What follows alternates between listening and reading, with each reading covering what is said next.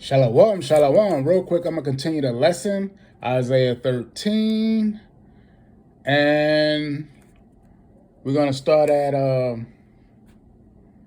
1. Why not, right? Isaiah 13 and 1. Yeah, this is basically dealing with prophecy and what's going on in the world, for anyone who's wondering. All right, so Isaiah 13. And let me see, why is this on show? Okay, here you go. Isaiah 13. Okay, Isaiah 13 and 1. I'm reading from the Bible. How about that? See the paper? For the slow people. All right, Isaiah 13 and 1. Nah, that's, never mind that. Isaiah 13 and 1, it reads, "The burden of Babylon, which Isaiah the son of Amos did see. Lift ye up a banner upon the high mountain, exalt the voice unto them, shake the hand that they may go into the gates of their nobles. I have commanded my sanctified ones. I have also called my mighty ones for my anger, even them that rejoice in my highness." Fourth verse, "The noise of a multitude in the mountains, like as of a great people, a tumultuous noise of the kingdoms of nations gathered together. Yahweh, Lord of hosts, mustereth the host of the battle." Fifth verse, "They come from a far country, from the end of heaven. Yahweh, the weapons of his indignation to destroy the whole land." What land is that? Babylon, America. All right, the nations are gathering together, and I read that, especially in the fourth verse, that the Most High mustereth the host of the battle. He's causing these nations to gather together and get ready for war. Okay, basically. All right. It says, sixth verse, "How ye, for the day of Yahweh is at hand." Yeah, all the nations is going to have, especially the ones in Babylon. I'm going to read on. Seventh verse, "Therefore shall all hands be faint, and every man's heart shall melt," meaning his mind is going to be weak when the actual war, when they set out the alarm, the war alarms, all that's going to go off, even in Babylon, America. I had a video, dealing with that when they sent out a signal or whatever, but I'll put that up later, probably on my Rumble channel. So you look for the links. Eighth verse, "And they shall be afraid, pangs and sorrow shall take hold of them. They shall be in pain as a woman in travail. They shall be amazed one at another. Their faces shall be as flames." So who's going to be as flames? The Edomite kingdom, okay? Whether they be in America or Russia, their face is going to show that too. Because why? This is their time. This is their rulership. This is the end of their rulership. War is going to be the end of their rulership. They know this. Our people is the one that's in la-la land. Our people are the one that's got to wake up and realize what's going on in the earth. Pick up the Bible and read, check the current events, the news, and look at current events. These nations are getting ready for war. So it'd be funny by me watching people on Facebook, particularly online, some of these, how the woman mindset is. I remember I posted a video and they had the nerve to give a smiley, a funny, what do you say? The emoji, the smiley emoji, with a laughing smiley emoji, okay? So I was like, wow, it amazes me the mindset our people be in. So they stay caught up in Babylon. Some people think that this place is going to continue on a long period of time. It's not. So if you don't follow these scriptures, you're going to be lost and follow what's going on and let the Most High, Most High not dealing with you, you're going to truly be lost. But the Bible speaks of a 2/3 too. So it is what it is.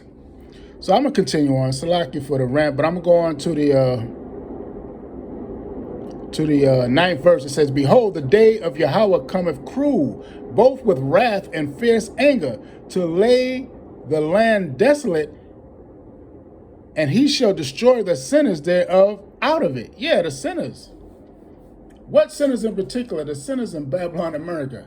Because why? This is the land that's going to be totally obliterated off the face of the earth with nuclear destruction.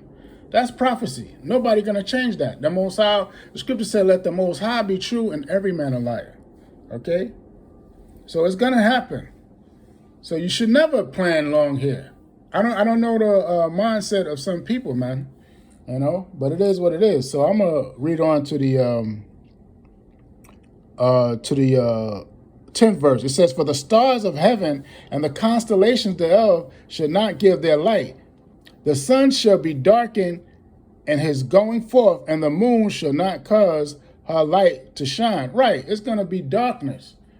Wow, when the appearing, right before the appearing of Hamashiach Yahushua, he's gonna appear in Mount Zion. Right? 11th verse reads what? I will punish the world for their evil and the wicked for their iniquity. I will cause the arrogancy of the proud to cease and will lay low the haughtiness of the terrible. Right. And that's what's going to happen. I'm going to read that again. It said, "And I will punish the world for their evil and the wicked for their iniquity."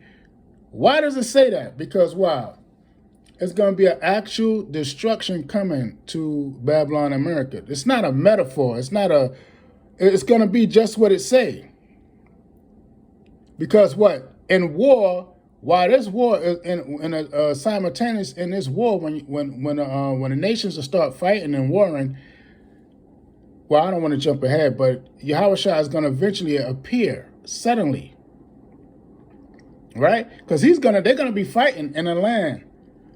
Matter of fact, I might as well stop there, right? And let's go to I'm going to start in Joel 2 this time. How about that?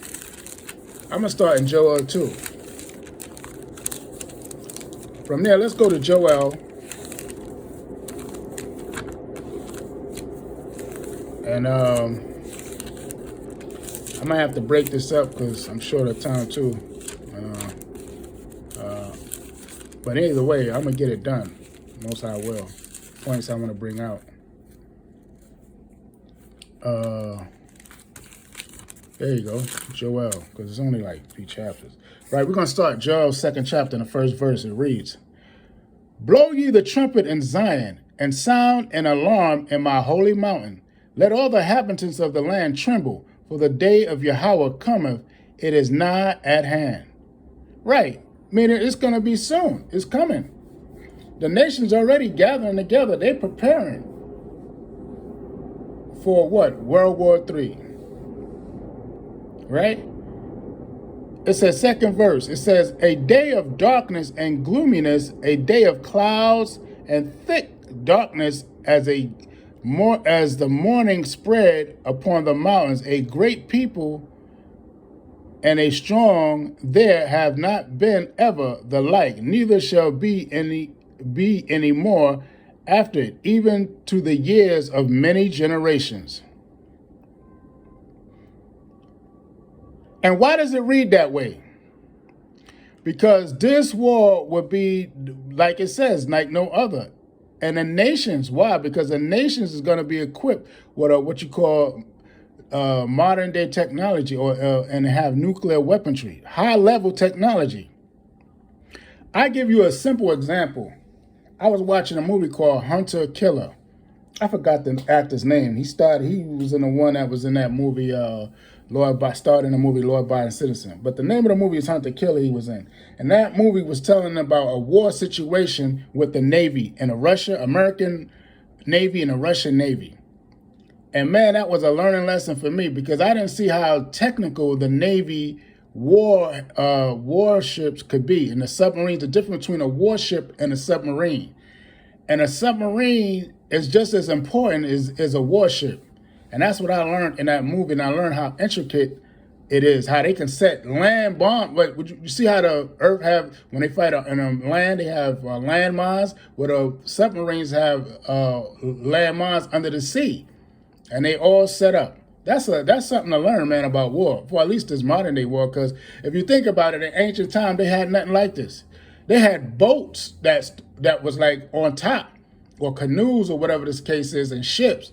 But they had nothing that went below the water and stayed there. And where they can live months at a time and years at a time. So that's something to show you the difference. So in that same vein, this is what it's talking about. Okay, it says what was that? The third, I think I was at the third verse. Yeah, second verse. I finished the second verse, right? It says, a great people and a strong, there have not been ever the like, neither shall be any more after, even to the years of many generations. A fire devoured before them, and behind them a flame burneth. The land is as the garden of Eden before them, and behind them a desolate wilderness, and nothing shall escape them. Right, now that's going into, well, that's talking about Israel too. Israel it's talking about war in the second verse, but in the third verse, it goes into about Israel. All right, let's go to the third verse. Salakia, third chapter. Joel, third chapter. Right, it says Joel, third chapter. Now, I want to go into this because we got to learn why all this got to take place. And I'm going to read all the way down, because what? The Most High is avenging who? Yashar'Allah, the children of Israel, right? Those of Negro descent. And I got to say it because I'm going to let you know what's about to happen. Yeah, I say that confidently, right? And can prove it. Joel 3rd chapter, for behold, in those days, in that time, when I shall bring again the captivity of Judah and Jerusalem, I will also gather all nations and will bring them down into the valley of Jehoshaphat, and I will plead with them there for my people, see, and for my heritage Israel, whom have scattered among the nations and parted my land. So the nations did that, right? Third verse, and they have cast lots for my people, and have given a boy for an harlot, and sold a girl for wine, that they may not drink. And this happened what? During slavery, right? Yea, and what have ye to do with me, O Tyre and Zidon? Right?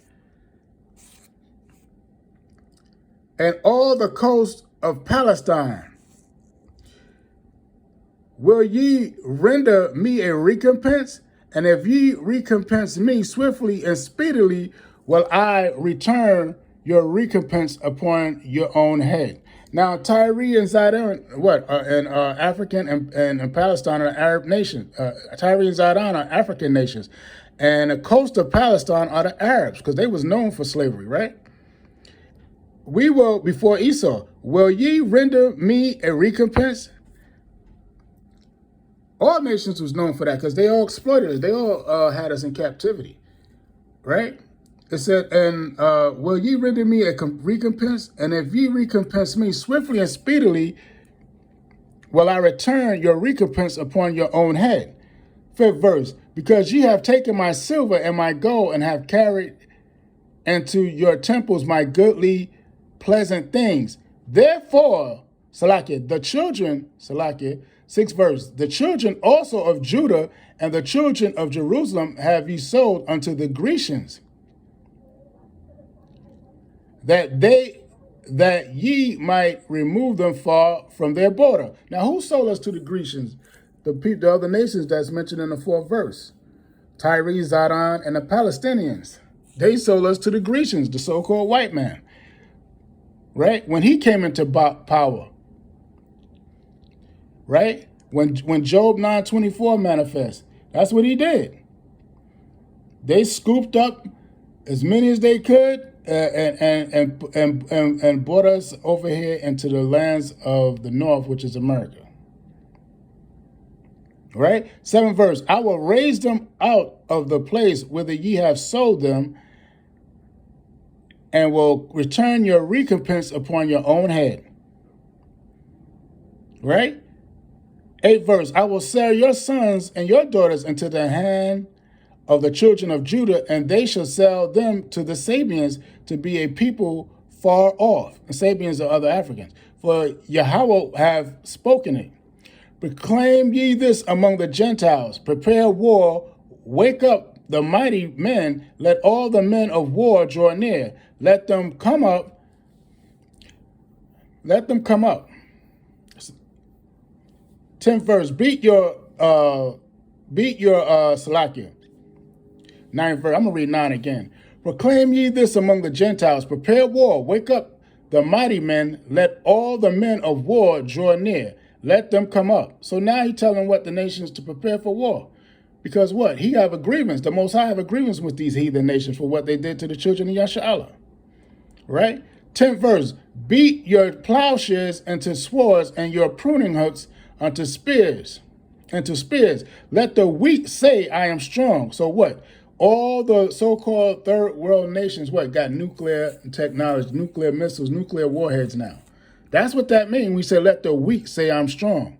So there's really no more such thing as a third world nation. Even I think one of the politicians corrected themselves when I was watching the news when that word, I think it was Biden if I'm correct, or one of them said the word third world and then he stopped. Yeah, it was Biden. He said, how do we be third world? Yeah, because they know that these nations got weaponry now. They have nuclear weaponry. They're not weak no more. Prophecy fulfilled. He said, assemble yourselves and come, all ye heathen, and gather yourselves together round about thither, cause thy mighty ones to come down, O Yahweh. Let the heathen be awakened and come up to the valley of Jehoshaphat, for there will I sit to judge all the heathen round about.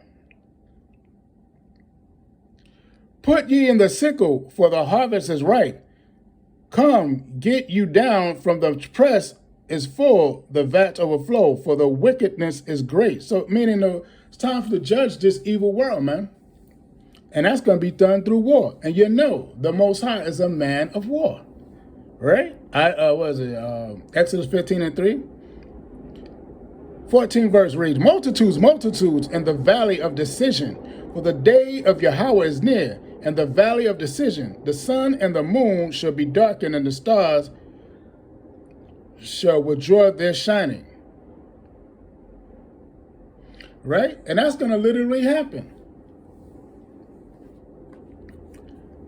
And as I was talking about wisdom and knowledge also. They're going to be confounded. It says, but it's talking about the elements too. That's literally going to happen. So that's why it reads that way in Amos too. Book of Amos. And Joel we just read. Gloominess and darkness. That's going to literally happen. So it says, 16th verse, Yahweh also shall roar out of Zion and utter his voice from Jerusalem, and the heavens and the earth shall shake. But Yahweh will be the hope of his people and the strength of the children of Yashar'Allah. Right, that's going to happen. So he's going to appear where? In Mount Zion. And where are we going to be delivered from? The land of the north. Let's go to Jeremiah 16 while I'm thinking about it. Right, Jeremiah 16. Spirit put that into mind. And then that was one that wasn't wrote down. But that's how you got to flow with the Spirit, right? Jeremiah 16, and we're going to start at the, we're going to start at the 14th verse. It says, therefore, behold, the days come, saith Yahweh, that it shall no more be said, Yahweh liveth that brought up the children of Israel out of the land of Egypt. Right, like it's not going to be like the ancient delivery. He's making it clear. 15th verse says what? But Yahweh liveth that brought up the children of Israel from the land of the north and from all the lands whither he had driven them, and I will bring them again into their land that I give unto their fathers. Right, man, he's going to deliver us out of the land of the north, meaning North America. And all the lands that he driven that he scattered the children of Yashar'Allah. So it's got to be Judah, Benjamin, Levi. Those that was bought on the cargo slave ships. Yeah, he said, he made it known that I ain't forget you. He's going to deliver you first on them chariots. So I ain't going to miss my chariot ride. And it ain't going to do nothing to jeopardize. Most High will. Grace of the Most High, right? Let's read yeah,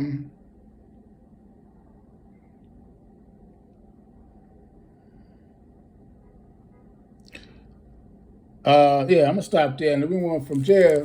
From there, we're gonna go to why I'm here. Yeah, in Jeremiah. Let's go to Jeremiah 50 real quick. We're gonna read a few verses there. We're gonna keep it pushing and go back to another book, to that other book we started with, probably most likely.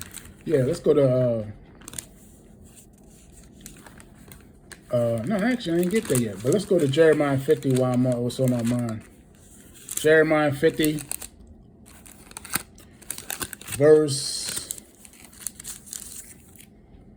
Jeremiah 50, verse, where was that? Jeremiah 50, verse 41. Let's read. It says,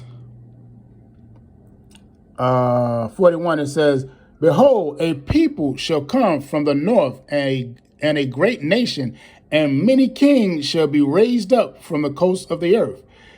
42nd verse. They shall hold the bow and the lance. They are cruel and will not show mercy. Their voice shall roar like the sea, and they shall ride upon horses, every one put in array, like a man to the battle against thee, O daughter of Babylon. 43rd verse reads what? The king of Babylon have heard the report of them, and his hands waxed feeble. Anguish took hold of him, and pangs as of a woman in travail. Right? And then we just read that, what, in Isaiah 13 and 8? But it was more explicit, as I would say, Isaiah 13 and 8 and 9. Both sides don't joke. He let you know he's bringing the drama to and the war to, man. He's not playing. Right? From there, let's go to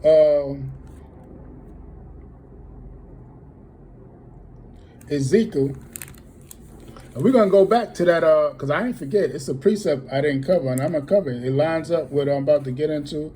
We're going to go into Ezekiel a little bit, showing you the nation's part they play in this war. It's not going to go away, man, until we deliver it out of here.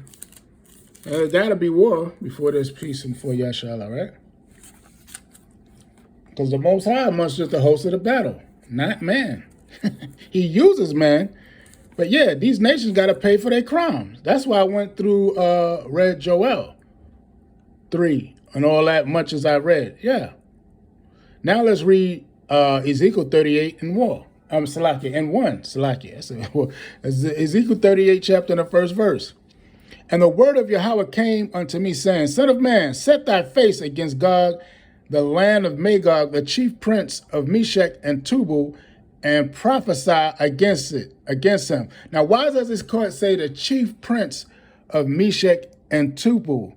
He said, I'm gonna read that again. And the word of Yahweh came unto me, saying, Son of man, set thy face against Gog, the land of Magog, the chief prince of Meshech and Tubal, and prophesy against him. Right.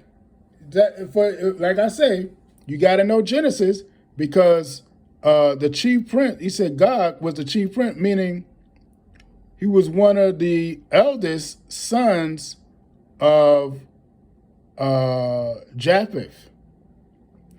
Right? Real quick, I'm going to prove my point real quick, because I know I spoke on and I left precepts on the first video. So y'all supposed to already been reading Genesis technically. I shouldn't have to go through this, but I'm going to do it anyway. Right? Genesis, 10th chapter. Right?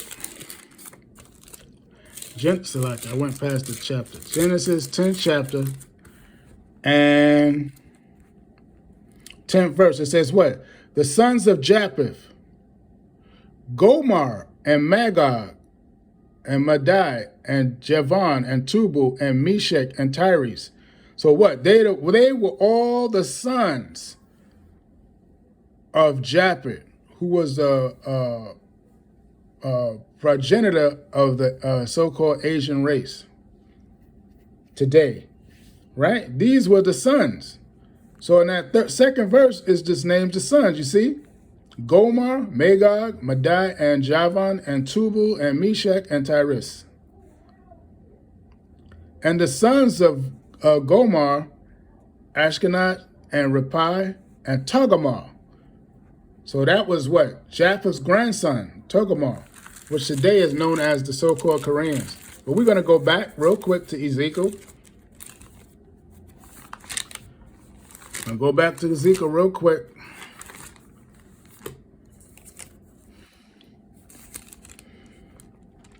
And I can prove that. Matter of fact, I already did that in the first part of this. It's about 6 minutes long. You're going to see it.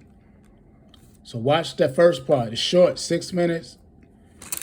Right? So where we was at? Ezekiel 38. And we was reading the first verse. It says, son of man, second verse rather, son of man, set thy face against Gog, the land of Magog, the chief prince of Meshach and Tubal, and prophesy against him, and say, thus saith Yahweh, behold, I am against thee, O Gog, the chief prince of Meshach and Tubal. I will turn thee back and put hooks into thy jaws, and I will bring thee forth, and all thine army, horses and horsemen, all of them clothed with all sorts of armor, and great company with bucklers and shields, all of them handling swords, meaning destroying weapons. Today that would be missile technology. Right? Fifth verse says, Persia, Ethiopia, Libya with them, all of them with shield and buckler and helmets. Now who's mentioning that? What they call them? The BRICS, BRIC nations? Sure is, sure do.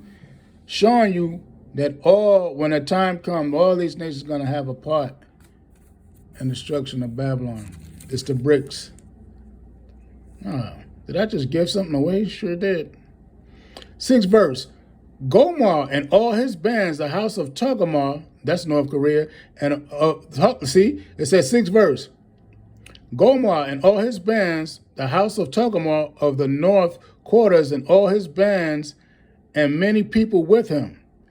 Now, that first part of the video show you Togarmah, which is the Koreans today. They just agreed to give soldiers 300,000, between 300,000 to 500,000 soldiers to help Putin, who's in the land. That's why it's good for you to have a map. Because the people, if you look at the map, China's right next to Russia, the so-called Soviet Union, or Russia really, right? It's Russia today. Right next to it. So all the children of Japheth, when you read Genesis, it's telling you when they was occupying that land at that time. And they was in that land for hundreds of years, until even before Esau came into power. I say when, I'm going to leave it at when Esau came into power. It was during the Renaissance. That's when they began to migrate down to what we know as Asia. Now, I could be, might be wrong on the timing, but either way, they move right below which we know as Asia or China today. So when you read in the scriptures in Genesis, or the prophecy now, that's why I read that way, you see the lands it's talking about. Those are the lands of when Japheth, the actual people Japheth, which were the Asians, were occupying that land, which Russia's in now. So yeah. So yeah, it is what it is. So, and that's facts. So from there, it says, I'm gonna read the 7th verse. It says, be thou prepared, and prepare for thyself, thou and all thy company that are assembled unto thee, and be thou a guard unto them. And that's what they're doing. Prophecy being fulfilled. That's what they're doing. Ezekiel 36, 38, 6 and 7 verse. And like I said, you got to see the first part of the video. It's about 6 minutes long. That happened. That already taken place. They already setting up. For what? War. 8th verse, let's read. After many days thou shalt be visited, in the latter years thou shalt come into the land that is brought back from the sword, and is gathered out of many people against the mountains of Israel, which have been always waste, but it is brought forth out of the nations, and they shall dwell safely, all of them. Now, see, in that 8th verse is really twofold, as we say, because the 8th verse telling you when the land is going to be visited for war, which is World War III, the land's gonna be cleansed. Matter of fact, I'm gonna get that. Man, I gotta find that precept real. Oh man, I was just looking at that thing. Give me a minute, all right? And I just gotta read. I think it's either in this chapter. I think it's in this chapter or another chapter. Give me a minute. Oh man. Now I'm gonna have to really jump. Let me see. Oh man, I don't want to.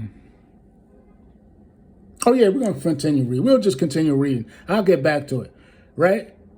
And it says, let's read 8th verse again. And for many days thou shalt be visited, in the latter years thou shalt come into the land that is brought back from the sword, and is gathered out of many people against the mountains of Israel, which have been always waste, but it is brought forth out of the nations, and they shall dwell safely, all of them. 9th verse, thou shalt ascend and come up like a storm, thou shalt be like a cloud to cover the land, thou and all thy bands and many people with thee. Thus saith Yahweh, it shall also come to pass that at that same time shall things come into thy mind, and thou shalt think an evil thought. 11th verse, and thou shalt say, I will go up to the land of unwalled villages, and I will go to them that are at rest, that dwell safely, all of them dwelling without walls and having neither bars nor gates. Now that's talking about America. 12th verse, to take spoil, meaning to take spoil and to take a prey, to turn thy hand upon the desolate places that are now inhabited, and upon the people that are gathered out of the nations, which have gotten cattle and goods, and that dwell in the midst of the land. Right. So, and that's twofold. That's going to happen in this present time, because they says they all going to come in a cloud. Where? Over the land of Israel. Because that's where everything is going to take place, in the valley of Jehoshaphat. Like it says in Joel, the valley of decision. Right? I read the 12th verse. Now let me jump to, what is that? It says, no, I'm going to read on to, I'm going to jump down to the 14th verse. Therefore, son of man, prophesy and say to God, thus saith Yahweh, in that day when my people Israel dwell safely, shall thou not know it? And thou shalt come from thy place out of the north parts, thou and many people with thee, all of them riding upon horses, a great company and a mighty army. 16th verse, and it shall come to pass, and it shall come up against and thou shalt come up against my people of Israel as a cloud to cover the land. It shall be in the latter days, and I will bring thee against my land, and that the heathen may know me, when I shall be sanctified in thee, O God, before their eyes. Thus saith Yahweh, art thou he of whom I have spoken in old time by my servants, the prophets of Israel, which prophesied in those days many years, that I would bring thee against them? 18th verse, and it shall come to pass at the same time when God shall come against the land of Israel, saith Yahweh, that my fury shall come up in my face. For in my jealousy and in my fire of my wrath have I spoken. Surely in that day there shall be a great shaking in the land of Israel. 20th verse, so that the fishes of the sea and the fowls of heaven and the beasts of the field and all the creeping things that are upon the earth and all the men that are upon the face of the earth shall shake at my presence, and the mountains shall be thrown down, and the steep places shall fall, and every wall shall fall to the ground. 21st verse, I will call for a sword against him throughout all my mountains, saith Yahweh. Every man's sword shall be against his brother. 22nd verse, and I will plead against him with pestilence and with blood, and I will rain upon him and upon his bands and upon the many people that are with him, and overflowing rain and great hailstones, fire and brimstones. Thus will I magnify myself and sanctify myself, and I will be known in the eyes of many nations, and they shall know that I am Yahweh. Right, showing you that the Most High is going to defend the land, and it's going to be war. Okay? It's going to be war. And this is what this is leading up to. That's why it says the fire, well, it mentions sure it's going to be nuclear war. Why do you think it says that in the 20th verse? It says, so that the fishes of the sea and the fowls of heaven and the beasts of the field and all creeping things creep upon the earth, all the men that are upon the face of the earth shall shake at my presence, and the mountains shall be overthrown, and the mountains shall be thrown down, and the steep places shall fall, and every wall shall fall to the ground. Why? Because he's going to cause war. He's going to bring that war. Okay? It's going to be a nuclear destruction. It's going to be, and then Yahweh is going to be there defending Israel, the land of Israel, like we read earlier. So all this is going to take place. Right? To defend who? The true children of Yashar'Allah. Right? It was something I was supposed to brought out. I didn't even get into it like I thought, but Joel, and from there I'm going to go to, I read Ezekiel 38, and did I read 18 verse?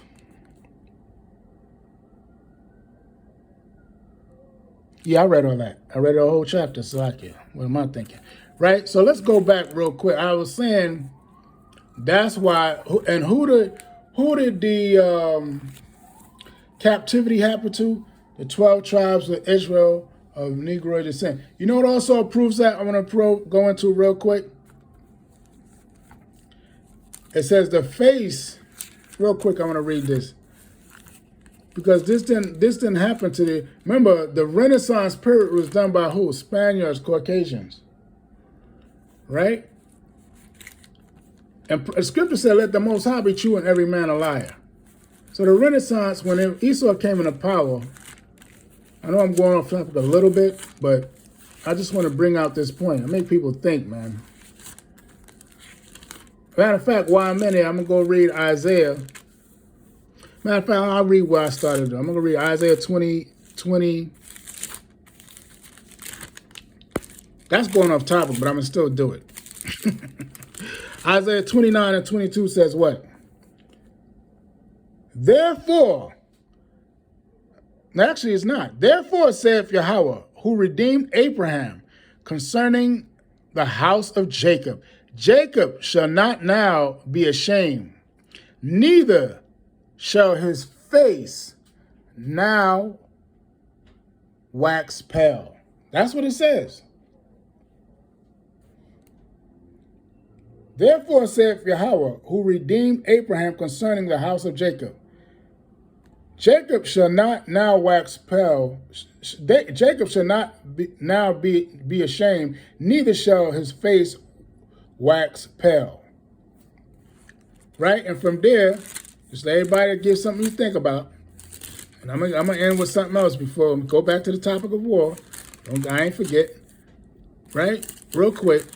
So to bring this out, Isaiah 48 and 1, it says what?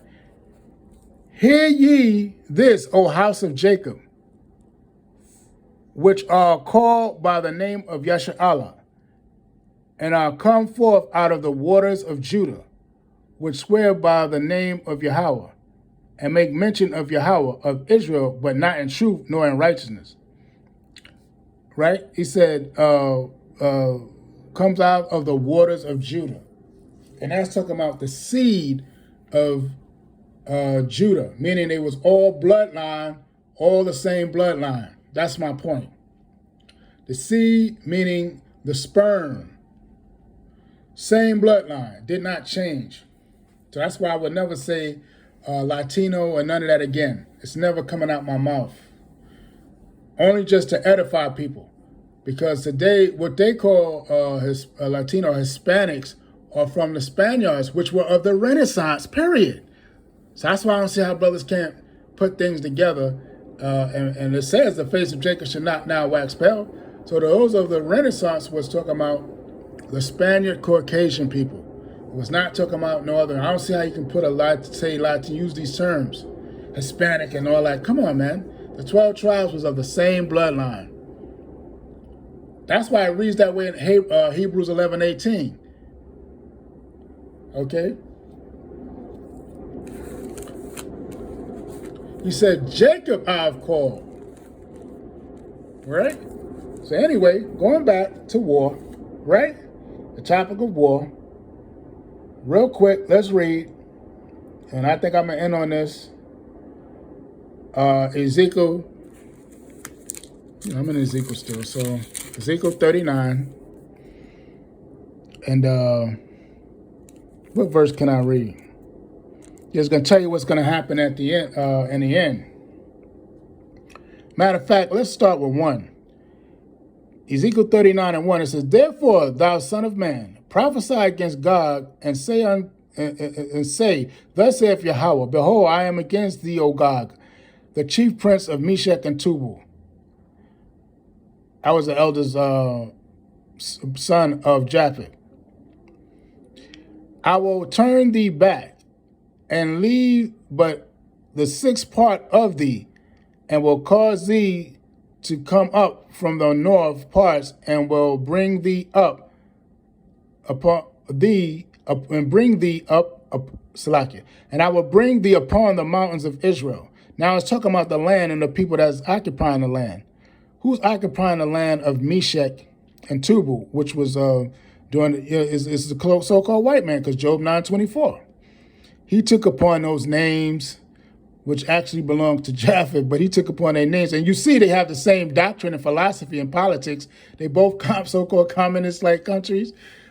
Same ideology, the whole sociology, social and political views. So it's not coincidence, it's prophecy. All this had to play out. So he's prophesying. That's why it reads that way. He prophesied to the land, because why? The actual people not there. He said another Edomite is there, known as the Russians. Okay? It's talking about, that's why he said, "Therefore, son of man, prophesy against God, and say, Thus saith Yahweh, Behold, I'm against thee, Gog, the chief prince of Meshech and Tubal. I will turn thee back, and leave but a sixth part of thee, and will cause thee to come up from the north parts, and will bring thee upon the mountains of Israel." Yeah. After the destruction, that's what's going to be left. A sixth part. Two societies going to be destroying each other. It is what it is. That's war.